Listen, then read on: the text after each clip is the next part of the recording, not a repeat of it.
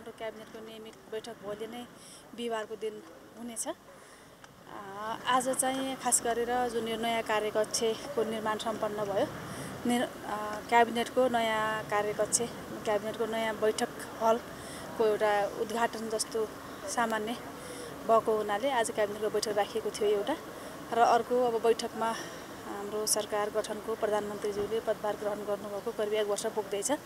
त्यसमा केही सामान्य समीक्षा, केही कुराका छलफल भयो र मुख्य सचिवले यो समग्र एउटा कामलाई अलि पिकअप लिनको निम्ति हाम्रा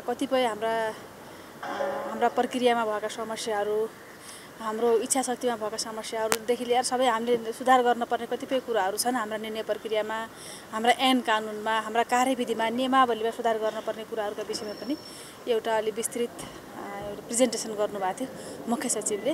र आजको क्याबिनेटको बैठकमा हाम्रो कृषि तथा पशुपन्छी विकास मन्त्रालयको प्रस्तावमा एउटा मात्र निर्णय गरिएको छ। त्यो भने यो उखुको न्यूनतम खरिद मूल्य जुन छ त्यसलाई उद्योगले रु 565 प्रति क्विन्टल दिनुपर्ने, त्यो कायम गर्ने भन्ने निर्णय भयो। र उखु कृषकलाई 70 रुपियाँ प्रति क्विन्टल सरकारले अनुदान दिने भन्ने निर्णय भएको छ। र यसरी किसानले प्रति क्विन्टल 635 रुपियाँ उखुको मूल्य प्राप्त गरेर निर्णय भएको छ। उखुको खरिद मूल्य तोक्न अलिक ढिला भएको थियो, त्यसकारण आजको क्याबिनेटको बैठकमा यो एउटा निर्णय गरियो।